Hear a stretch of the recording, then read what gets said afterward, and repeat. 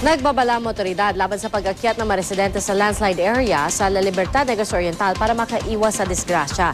Ito'y matapos magkaroon ng panibagong pagguho roon. Balita hatid ni Salima Refran.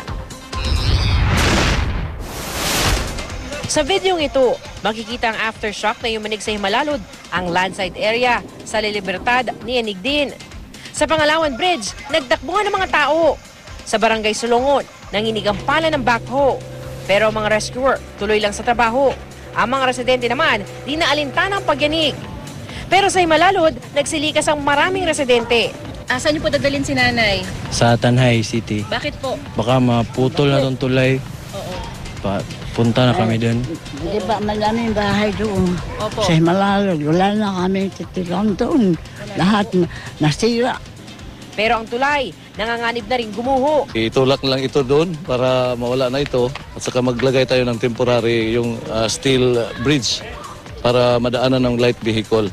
Panibagong pagguho naman ang nakita sa landslide area sa La Libertad. Kaya naghihipit na ang mga rescue team sa pag-akyat ng mga residente. Pero may ilang pa rin nagmatigas. Gusto namin makita.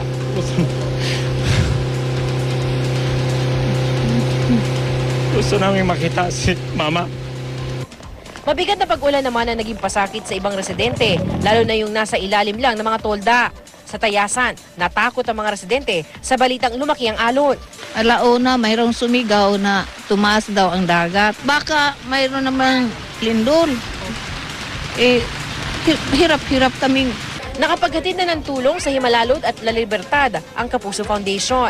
Nasa 400 na nabigyan ng relief packs habang 500 ang nakisalo sa soup kitchen. Salima Refran, GMA News.